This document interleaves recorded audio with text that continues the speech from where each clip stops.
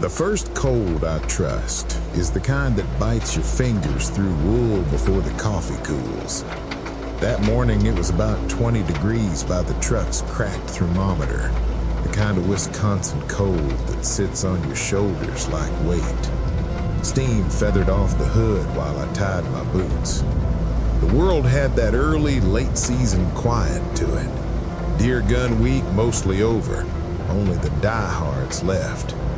I've hunted the same square miles outside Iron County since I was old enough to sit still. Routine keeps you honest out there. Pack light, keep your rifle clean, a small sidearm on the belt because it's what you wear when you're alone in the woods. No drama to it, just habit.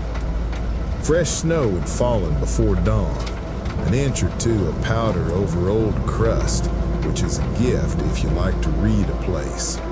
Tracks tell you what the trees won't. I parked by an old logging gate where the county road turns to ruts and walked in with my collar up, listening to my breath. Every sound was new in that clean way snow gives to a forest.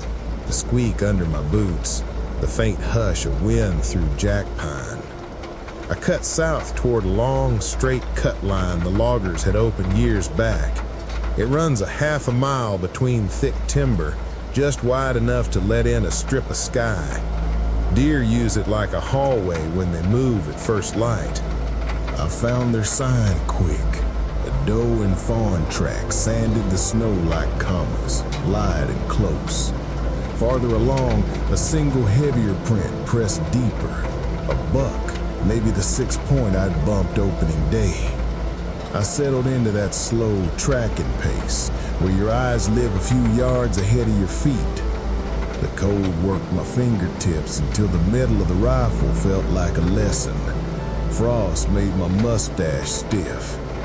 I felt good, alone the way I like to be, the kind of alone that makes you pay attention. The first odd thing didn't feel odd at all. I came across a set of boot prints running the cut line ahead of me. Normal. It's public land, and I wasn't the only one with a calendar and a tag. The prints were crisp, maybe an hour old, with that scalloped pattern of a mid-weight winter tread. I put my own boot next to one to check stride. Looked about right for a guy my height. The tracks were headed the same direction I was, deeper into the cut. I figured I'd either catch up to the guy or he'd duck off into the timber. No reason to make noise about it. I followed for 100 yards or so, watching both deer and boots. The cut dips and rises gentle there, and at the top of one swell something nagged at me. The prints had a little chip missing at the heel, a small V where the rubber must have torn. I looked down at my own. I'd caught a nail in the ice shack last winter and notched mine the same way. Coincidence, sure. Winter boots are winter boots. Still, the detail stuck. I kept on until I got the kind of drift in your thinking that means you should stop and eat. I stepped off into the shade of a spruce, leaned the rifle against the trunk, and tore a strip of jerky. There's a particular kind of quiet when your heart rate drops. The woods come back into focus. In that hush, I glanced behind me, just checking my back trail like you do, and saw, clearly in the smooth snow of the cut line, my own tracks leading in. Of course they were. I just walked them. But what made my mouth go dry was the second set running beside mine, from the same direction, like twin lanes on a road. I followed them forward with my eyes to where I'd just come from around the bend. Two sets, running parallel. I walked back a few yards to compare. Same boot size, same tread, same little V-notch at the heel. I looked down again and set my foot carefully into one of the prints. It swallowed my boot perfectly. The edges of snow creasing in the same places. I told myself it had to be the same guy ahead of me. He'd walked in earlier, then turned around. Except both sets were heading the same way now, toward me. I stood there with jerky in one hand and a small animal sound stuck in my throat. The cold found my neck. I told myself I was being precious over nothing. People walk in and out on the same line. Boots overlap. Wind rounds edges and makes coincidences. I finished eating. I made myself finish and picked up the rifle. The deer sign had drifted right off into the timber. The boots, these boots, kept to the cut. I let the deer go. Curiosity is a stubborn hunter. The sky had that flat, high gray look where afternoon and evening blur. I walked another quarter-mile, measuring my breathing, telling myself I'd turn back at the broken birch that leans like a question mark over the cut. The two tracks kept company ahead of me, neat and true. Once I crouched to photograph the tread with my phone, not because I thought I'd need proof, but because sometimes a record feels like a rope back to sanity later. I reached the leaning birch sooner than I wanted, the way landmarks always arrive fast when you've decided to stop at them. And that's where the two lines of prints met.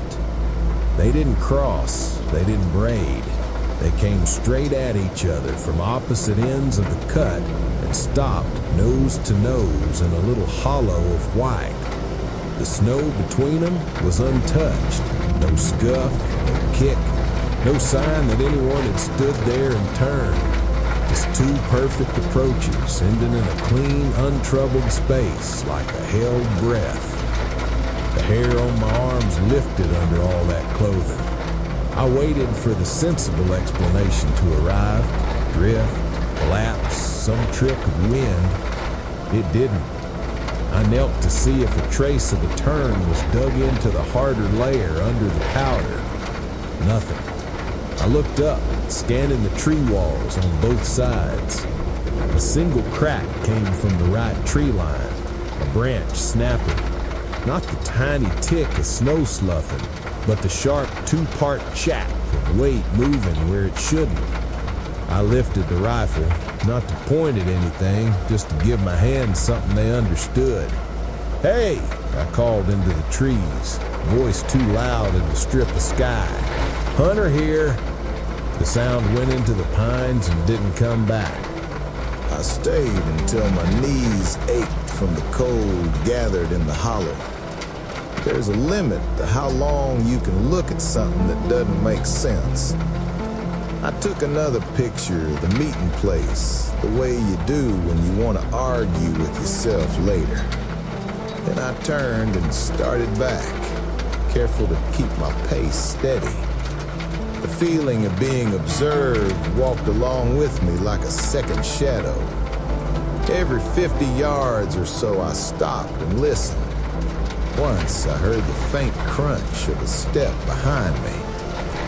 I held still until the sound drained away.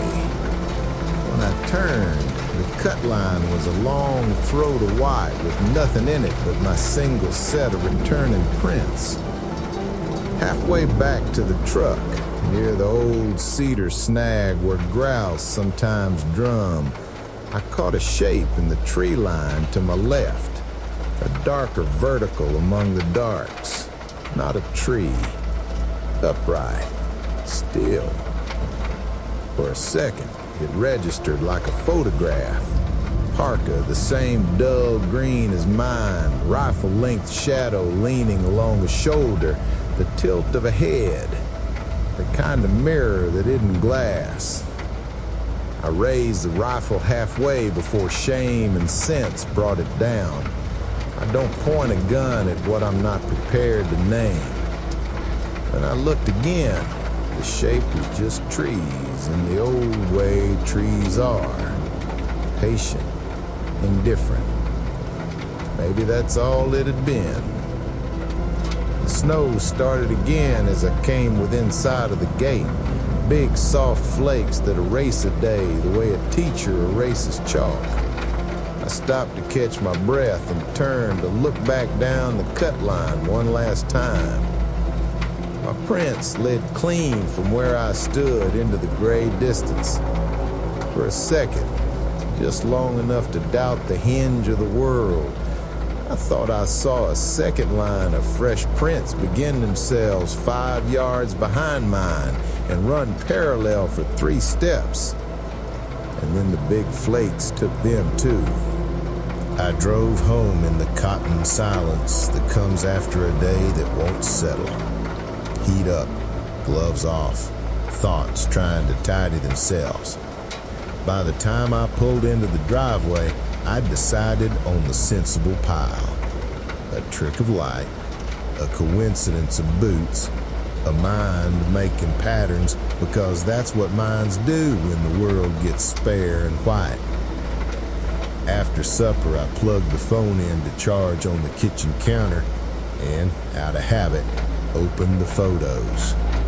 There it was, the shot of the meeting place under the leaning birch. 2 sets of prints running true from opposite ends to an untouched oval of snow between. I zoomed a little to check the tread, the heel notch, all the things I'd cataloged out there like a clerk. That's when my eyes caught a lighter chain of depressions crossing the frame at a slant. Faint. So faint I almost missed them, like someone had stepped soft and even from the trees on the right straight toward the spot where I'd been kneeling when I took the picture.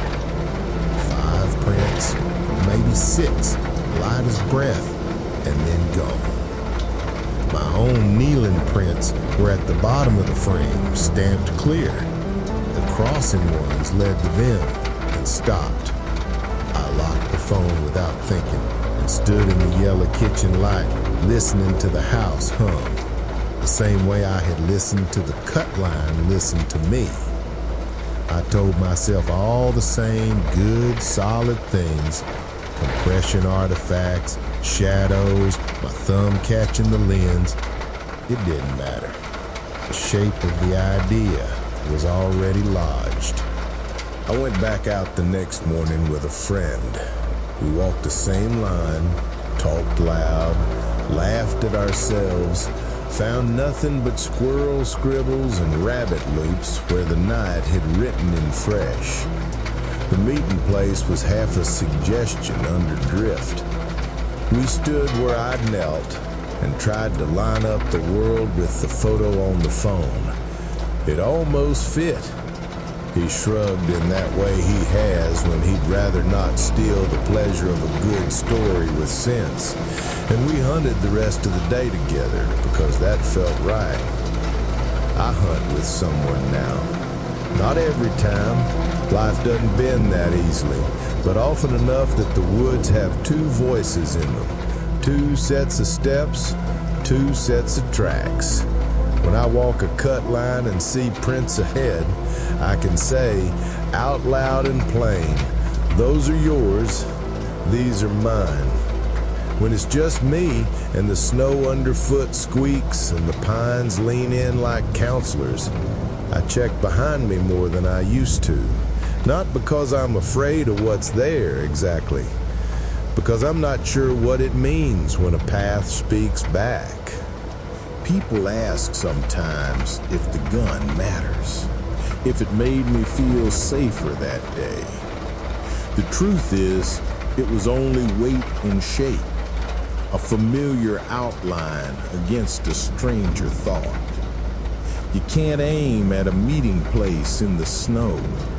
You can't chamber around against the idea that your own boots might be telling you something you don't want to hear. Since that day, when the weather turns and the first clean snow lays down a new page, I think about those 2 trails running at each other and stopping at nothing. I think about the faint third line walking toward me from the trees. And I bring a partner when I can. So when we cross a set of tracks out there, I can be sure of at least one thing. If they look like mine, it's because he's walking next to me.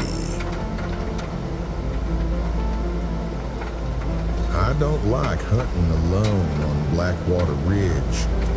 The hills there fold into each other wrong. Sound runs circles. But my brother's boy came down with a fever the night before our trip. He stayed home. I'd already taken the time off. The cooler was packed, and the weekend was one of the last before the November quiet gave way to snow. I told myself I'd go in, sit the stand till dark, then hike out and be home before midnight. A simple day with a patient kind of stillness. That's all I wanted.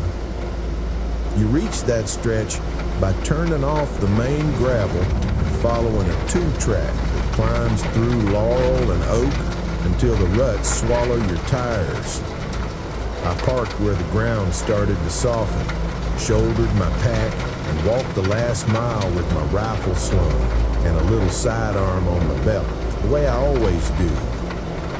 The air had that Appalachian smell of wet leaves and pine sap, with moss slick on the north sides of trees, the earth black where a spring bleeds across the path. A crow followed me for a while, short, bored calls like a man clearing his throat. My stand sits a quarter mile off a ridge spine, tucked where a game trail slides between two straight poplars. I'd set it in September, leveled and strapped, no wobble.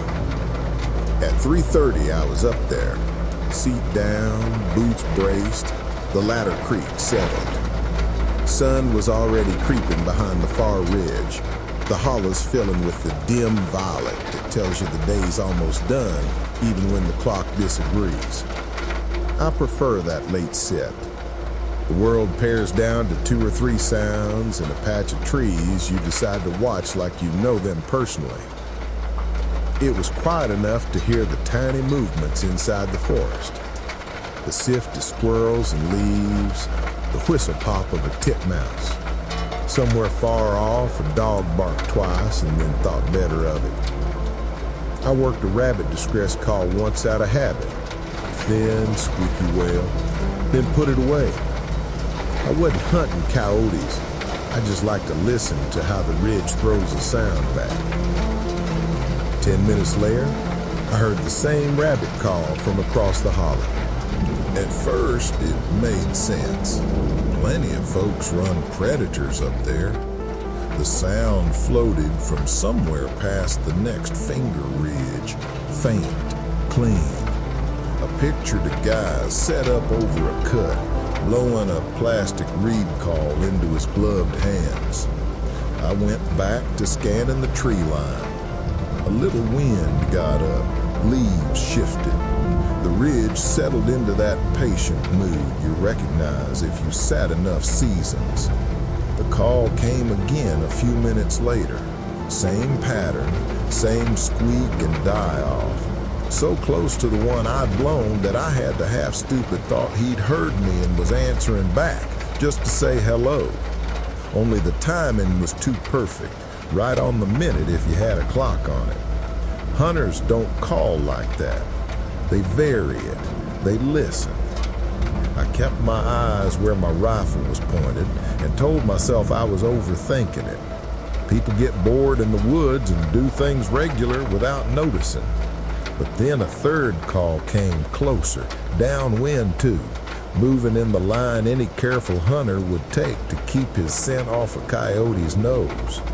The hair on my forearms lifted under my jacket. Not fear yet, just the kind of alertness your body gets when the pattern in front of you tightens. I barked a soft hey into the air, part courtesy, part warning. Nobody likes to be snuck up on after dusk, especially with a gun. The ridge answered with nothing but wind and the far tick of a woodpecker. I thought about climbing down and walking over, introducing myself, but the light was going bad. Steep ground gets mean after sunset. Better to wait, I decided. If it was another hunter, he'd likely swing wide and stay off my pocket of timber. Fog started to pull through the low places the way it does here when warm ground and cold air shake hands. It came up in little exhalations between trees. Birds shut off like a switch. The quiet pressed in so hard I could hear the fabric of my jacket shift when I breathed. That's when the call sounded again, from behind me. It was soft this time, almost polite, but the same notes, the same rise and fade.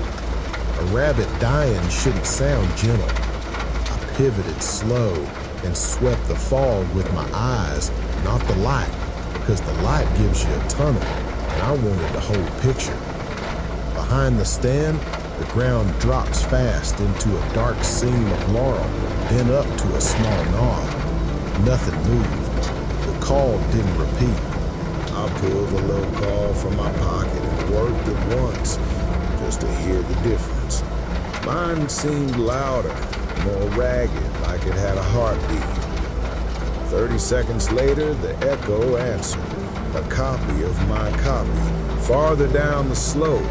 Then a few breaths after that, right below me. I don't like heights, and I don't like ladders in bad light, so I told myself to stay put and think in long lines. Maybe two fellas were out, one teaching the other how to run a set. Maybe they'd made their way behind my stand without ever seeing me. It happens. And yet, I couldn't make the footprints in my head line up with the sound. Then something whistled. 2 notes. Human. Not loud. Not an owl. Not a bird at all. The sort of quick signal a man gives a buddy to say, here, without saying it.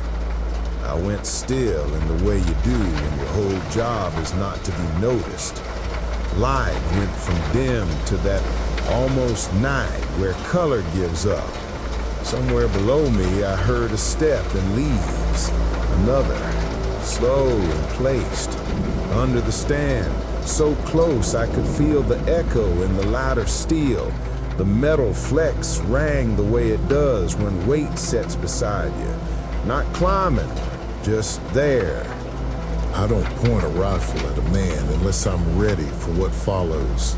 But I wanted my hands right on something I knew. I slid the safety off at the pad of my thumb, because the click is quiet if you make it be. Hunter up here, I said, level.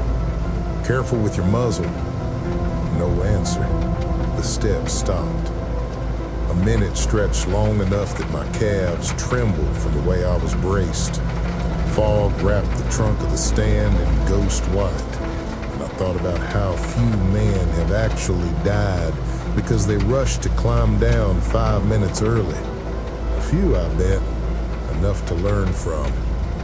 The predator call sounded again, not across the hollow, not behind me, directly below the stand, from a throat that tried to make it small. The sound was wrong at that distance, too wet.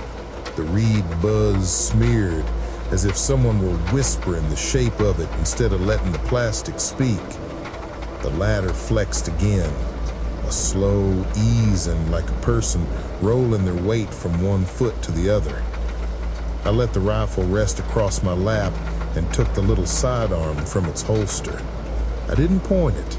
I just set it into a place in my hand where it becomes part of you. Every nerve in my feet and legs told me not to climb. Not in that dark. Not with fog making every rung a rumor. I sat with the stupid patience a stand teaches you and let the cold creep into my knees until my joints hummed. Hours are longer in the woods than in houses.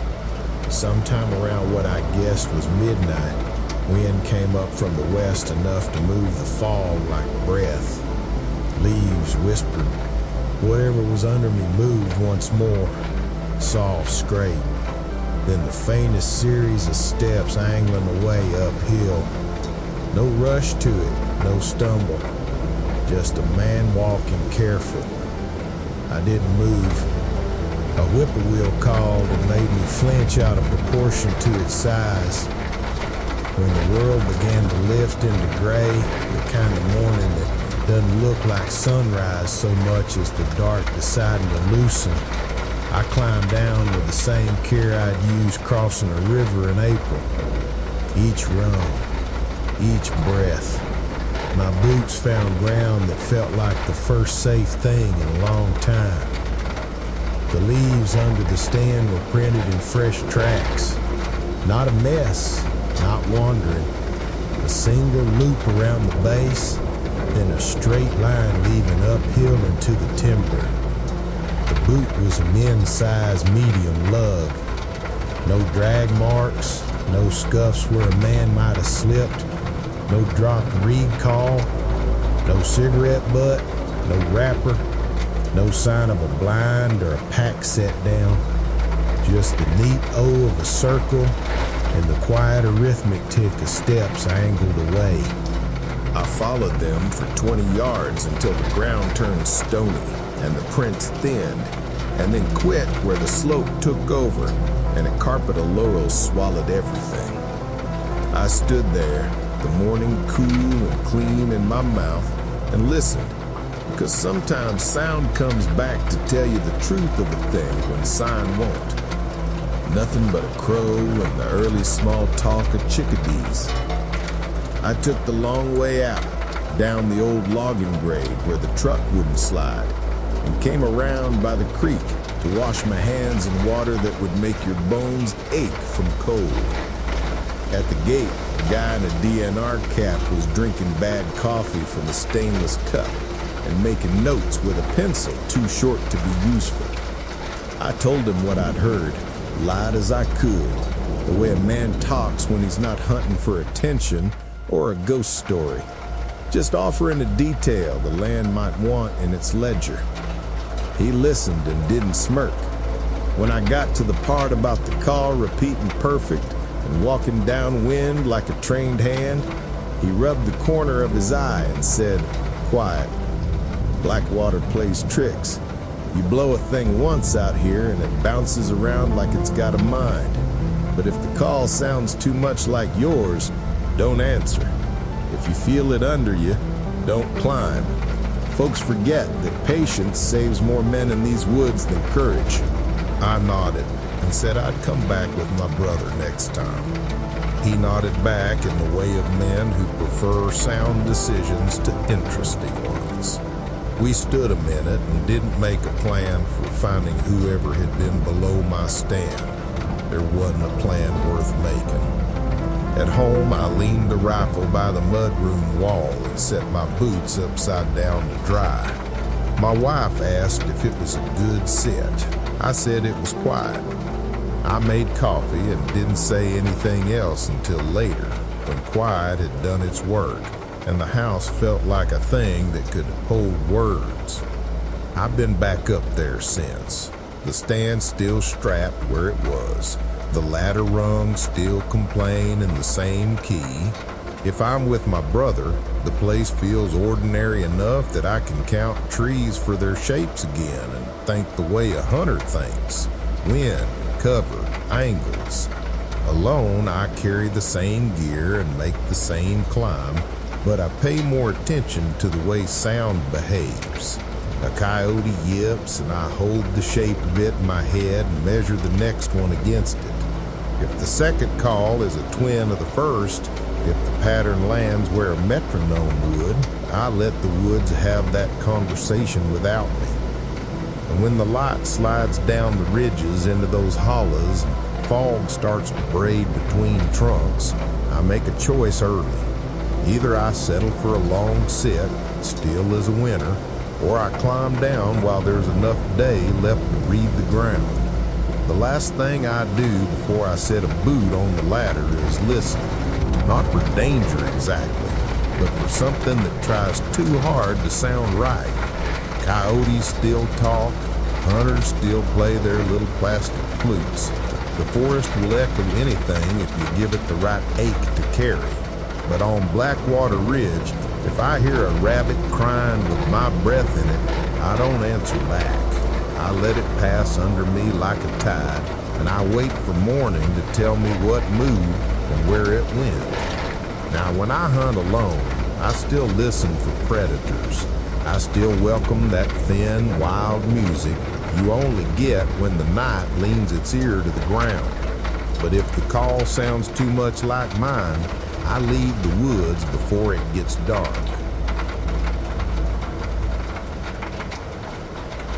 We always called it the swamp, though if you were being precise, you'd say tamarack and lurch standing in black water with a skin of frost. Beaver lodges tucked like low domes where the channels widen. It's not postcard country. It smells like iron and wet bark and the sour edge of old moss. But it was ours, my father's and mine. Ever since I was a kid, walking in his boot prints with a .22 I wasn't allowed to chamber. He'd carry the rifle in the thermos, and I'd carry nothing but questions. When I got older, the roles didn't change as much as I thought they would. We just both carried rifles. The questions stuck around. Mid-November, western Montana, a night that couldn't decide if it wanted to snow or rain. At daybreak, the sky was a dull, even gray that soaked into your bones. We parked at the old logging turnoff, where the road sinks into mud and reeds take over. Shrugged on waders and orange, did our small rituals, checked the sling, clicked the safety without clicking it, fold the orange tarp we used like a flag into the same side pocket. Dad tapped the thermos and said, "That'll be better at 9 than it is now." And I said, "Everything's better at 9, which is an old joke between us that never sounded good out loud. We split before the light turned honest. He likes the northern fingers, where hummocks lift you just above the cold water and the trees thin enough to see 30 yards. I took the east, where tamarack crowd together and the ground moves under your weight like something alive. We don't use radios out there. There's no cell service, and anyway, the swamp edits sound into its own language. When we need to find each other, we whistle, 2 notes, short, quick. It's a rule I grew up with. Never more than twice. Never from the same place twice. The world made swamp noise, which is to say nearly none at all. Ducks lifted off in a ragged scold when I came too close to a pocket of open water, and a snipe did that erratic gravity-defying flight snipe do, and vanished into fog. Tamarack needles, those soft, pale green ones that turn yellow and drop, made a carpet that looked like something you'd roll up for winter. The air smelled like a wet rope that's been outside too many seasons. Every few steps, my waders took on a cold line as water slopped just shy of the top. I set into a rhythm where your mind does what it's supposed to do in the woods. Wind, cover, angles. My rifle wasn't a promise of anything. It was just weight I knew how to carry. The little sidearm I keep high under my jacket. Habit.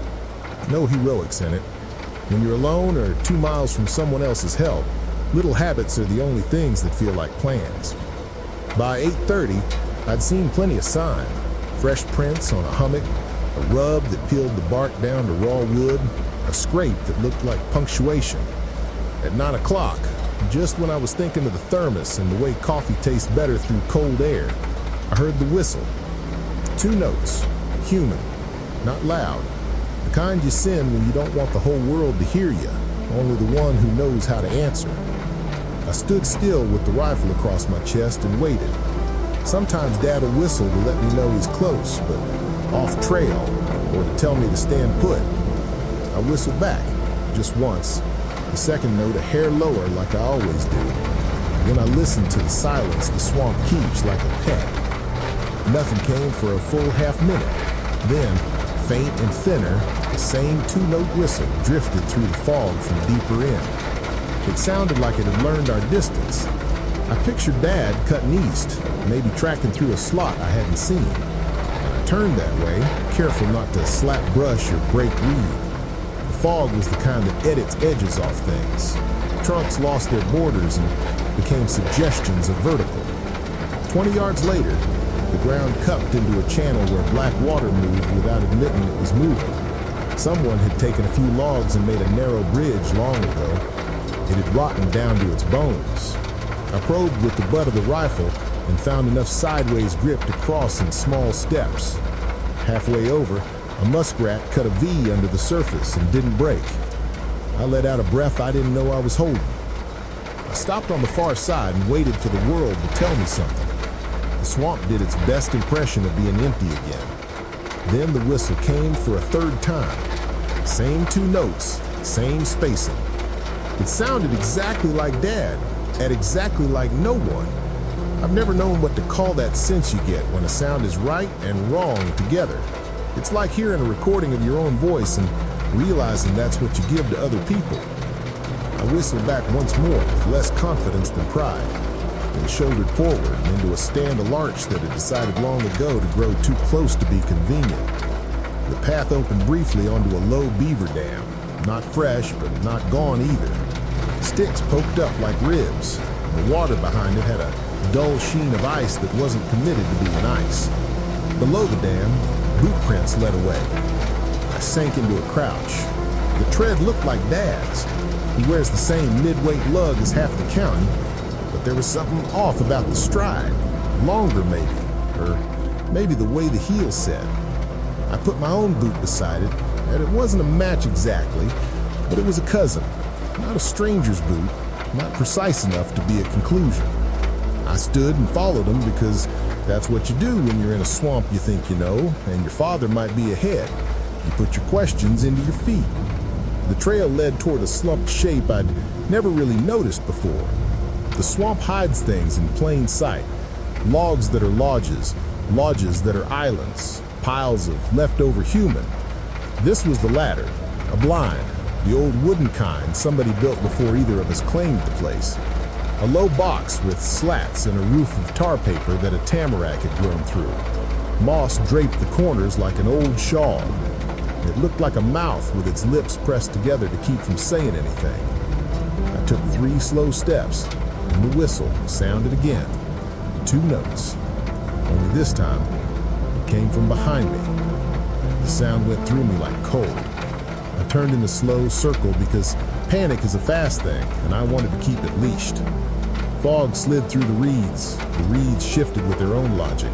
A trickle of water undercut the dam and made a sound like a breath through the teeth. I said Dad with a softness that surprised me. The swamp handed the word back to me without much interest. Then, somewhere between 2 trunks, something taller than my father moved, where the fog pretended to be a man for a heartbeat. It didn't rush. It didn't hide. It just existed for the length of a blink, and then didn't. I brought the rifle up, not to point at a person, but to give myself a frame. The sights made sense. My hands knew what to do. I called him again, louder. Dad! The second note of my voice felt too much like the whistle. No answer came. Instead, that same 2-note call curled through the fog, soft and almost, this is the worst part, gentle. It had the cadence of reassurance. I backed up 1 step, then another, keeping the blind and the suggestion of movement in my sight picture. If you've hunted long enough, you know how to walk away from something without turning, the way animals do when they don't want to trigger the chase in something they can't see. I had just enough space in my head to hate the idea that I might be talking myself into a ghost story, so I tried to carve reality into pieces. There was an old blind. There were boot prints. There was fog. There was a human whistle. None of those things alone meant anything. Each one together made the swamp feel crowded. Then I heard a second whistle, familiar. Lower on the first note, clipped on the second, the way Dad's always is, because he doesn't purse his lips so much as he breathes the note. It came from the opposite direction, southwest, toward the main trail back to the truck. I chose fast. I turned my body so nothing important faced the fog, and moved toward my father's sound in a bent line that kept trees between me and the old blind. The ground tried to teach me a lesson about haste and water and how waders have a top. but I listened for once and took the time to feel with my boot before each step.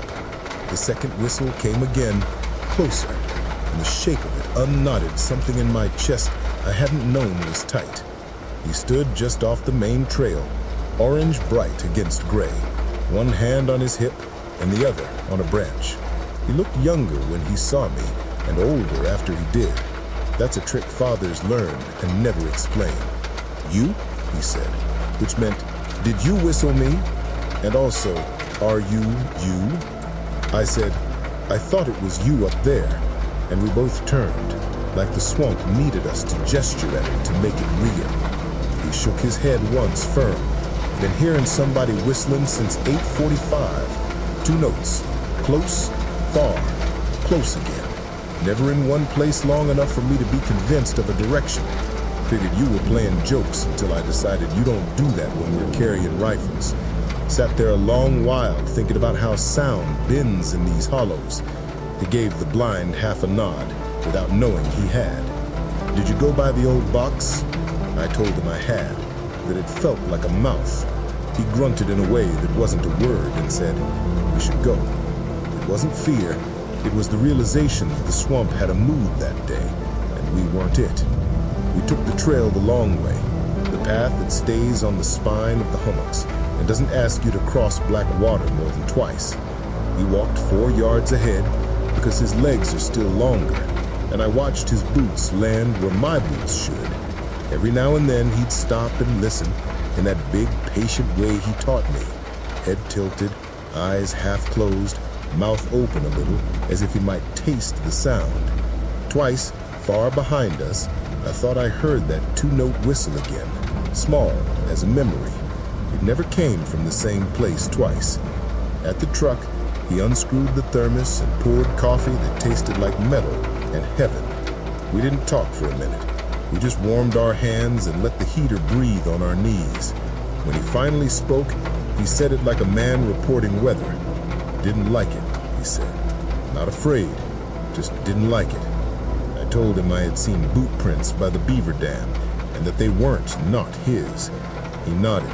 Everything out there is close to everything else, which is another way of admitting the swamp edits facts. On the way back down the ruts, I glanced through the side window when the road lifted high enough to see over the reeds. The fog had thinned in threads. Through a gap, the old blind lay exactly where a blind would be if a man had made it to catch wind and cover at the same time. In the slat opening, where a hunter would stand to watch or shoot, something dark held still without apology. It wasn't a person in the way you'd swear in a court. It was the absence of everything else, brushed flat by fog and distance into a clean, upright uncertainty. I said nothing, he said nothing. We drove. Only later, at home where sounds make sense again, and refrigerators hum, and a dog's paws click against the kitchen floor, did we put more words to it. He said he'd whistled once at 8, before he heard anything, and then not again until he decided I might be around.